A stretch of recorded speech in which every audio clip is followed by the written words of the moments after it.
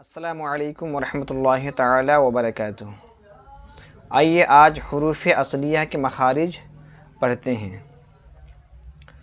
حروف اصلیہ کے مخارج حسب ذیل ہیں۔ مخارج کے اوپر 2 لکھا ہوا ہے، حاشیہ نمبر 2 کو پڑھتے ہیں اور سمجھنے کی کوشش کرتے ہیں۔ علامہ خلیل کے نزدیک 17 مخارج ہیں اور سیوبیہ کے نزدیک 16، فرا کے نزدیک 14، مگر اکثر محققین نے علامہ خلیل کے مذہب کو اختیار کیا ہے۔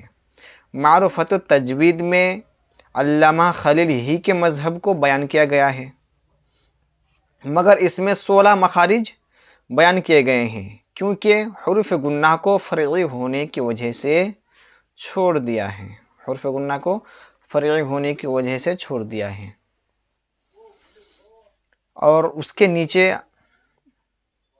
دیکھیے اصول مخارج۔ اصول مخارج کیا ہے یہ بھی جاننا ضروری ہے، یہ بھی سوال میں آتا ہے کبھی کبھی کہ اصول مخارج کیا ہے، تو ہمیں جان لینا چاہیے۔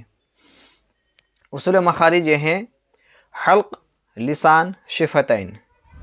حلق میں 3 مخارج ہیں۔ حلق میں کتنے مخارج ہیں؟ 3۔ اور لسان میں 10، شفتین میں 2، کل 15 ہوئے۔ 16 ہوا مخرج جوف، یہاں سے حروف مد نکلتے ہیں۔ اب آئیے حروف اصلیہ کے مخارج پڑھتے ہیں۔ نمبر 1، شروع حلق سے حمزہ ہا۔ شروع حلق یعنی سینے کی جانب سے، سینے کی جانب سے جو شروع ہوتا ہے یہ ہے شروع حلق۔ تو شروع حلق سے حمزہ ہا، درمیان حلق سے عین حا، اور آخر حلق سے غین خا ادا ہوتا ہے۔ نمبر 2، جڑ زبان تالو سے مل کر قاف ادا ہوتا ہے اور اس کے بعد ہی سے کاف ادا ہوتا ہے۔ جڑ زبان یعنی زبان کی جڑ اور تالو سے، جڑ زبان تالو سے مل کر قاف ادا ہوتا ہے، قاف ادا ہوتا ہے اور اس کے بعد ہی سے کاف ادا ہوتا ہے۔ نمبر 3، بیچ زبان تالو سے مل کر جیم، شین یا غیر مدہ ادا ہوتی ہے۔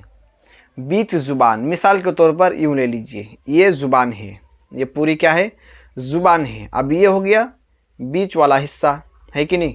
یہ زبان کی بیچ زبان تالو سے، تالو یعنی اوپر جو تھوڑی گول ٹائپ کی ایک جگہ ہے وہاں سے، بیچ زبان تالو سے مل کر کیا؟ جیم، شین یا، جیم، شین یا ادا ہوتی ہے۔ لیکن اسے ادا کرنے کے وقت یاد رکھنا چاہیے کہ یہ ڈھیلا نہ ہو، یعنی سختی کے ساتھ ادا ہو۔ جیم اور شین کو ایسے شین بھی بول دیتا ہے، یعنی سیٹی کی آواز زیادہ آتی ہے اور اس کو ڈھیلا چھوڑ دیتا ہے، تو ڈھیلا چھوڑنے کی وجہ سے یہ پھر مجہول ہو جاتا ہے۔ اکثر لوگوں سے یہ غلطی رہ جاتی ہے، یعنی سیٹی مارنے کی بات تو جب آئے تو بہت زور سے، یعنی شین لگ رہا بہت بڑے قاری ہے ایسے ادا کر دیتے ہیں، لیکن اصل میں وہ ڈھیلا پڑھنے کی وجہ سے وہ مجہول ہو جاتا ہے۔ من الشیطان، شیطان اور من الشیطان دونوں میں کچھ فرق معلوم ہوگا آپ کو۔ نمبر 4 پڑھتے ہیں۔ کنارہ زبان ڈاڑھ سے مل کر واد ادا ہوتا ہے۔ کنارہ زبان یعنی یہ سمجھیے مثال کے طور پر یہ زبان ہے، ٹھیک ہے؟ یہ زبان ہے، اس کا کنارہ بولتے ہیں، یہ سائڈ کو لے لیجئے چاہے پھر یہ سائڈ کو لے لیجئے، ہے نا؟ یہ کیا ہو گیا؟ زبان کی کنارہ ہو گیا۔ آپ کو میں مثال دے رہا ہوں، یہ کنارہ ہو گیا زبان کی۔ اب یہ کہاں؟ ڈاڑھ سے۔ ڈاڑھ کسے بولتے ہیں؟ جو موٹا دانت ہے، موٹا دانت کے جو جڑ ہے، جو موٹا دانت جو گوشت میں لگا ہوا ہے وہی گوشت کو ڈاڑھ بولتے ہیں۔ تو جب یہ کنارہ زبان کی جب کنارہ وہ موٹا دانت کے ڈاڑھ میں جب ٹچ ہوگا تو وہاں سے ادا ہوگا واد، ٹھیک ہے؟ یہ تمام حروف میں مشکل مانا گیا ہے، اس زیادہ سے زیادہ اگر کوشش کی جائے، مشق کی جائے تو انشاءاللہ یہ بھی حرف ادا ہو جائے گا۔ تو کنارہ زبان ڈاڑھ سے مل کر واد ادا ہوتا ہے، واد ادا ہوتا ہے۔ نمبر 5، کنارہ زبان مسوڑھے سے مل کر لام ادا ہوتا ہے۔ نمبر 6، سرا زبان تالو سے مل کر نون ادا ہوتا ہے۔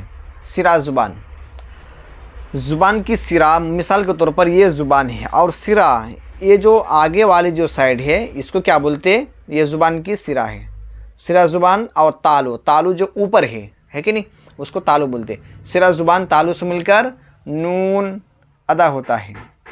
نمبر 7، پشت زبان قریب سرا زبان تالو سے مل کر را ادا ہوتی ہے۔ نمبر 8، سرا زبان اوپر کے سامنے والے دانتوں کی جڑ سے تا، دال، طا ادا ہوتے ہیں۔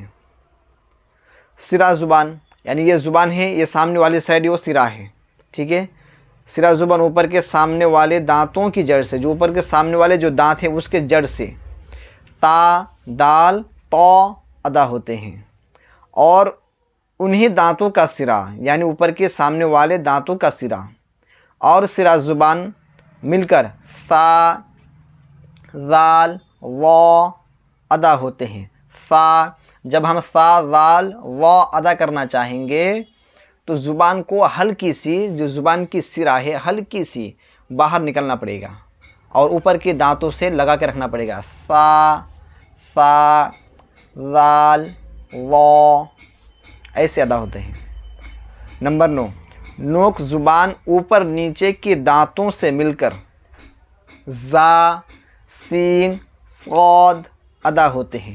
نوک زبان مثال کے طور پر یہ زبان ہے، اور یہ جو سامنے والا صرف اتنے جو حصہ ہے اسی کو نوک بولتے ہیں۔ نوک زبان اوپر نیچے کے دانتوں سے مل کر زا، دونوں دانتوں سے، اوپر کے بھی اور نیچے کے بھی، زا، سین، صاد ادا ہوتے ہیں۔ نمبر 10، اوپر کے دانتوں کا کنارہ نیچے کے ہونٹ سے مل کر فا ادا ہوتا ہے۔ فا کا مخرج کیا ہے؟ اوپر کے دانتوں کا کنارہ اور نیچے کے ہونٹ سے مل کر، دونوں ہونٹ سے پھا، ایسا نہیں۔ اگر کوئی فا پڑھا تو گویا اردو میں جو پا ہا زبر پھا ہوتا ہے تو وہ پڑھ دیا، ٹھیک ہے۔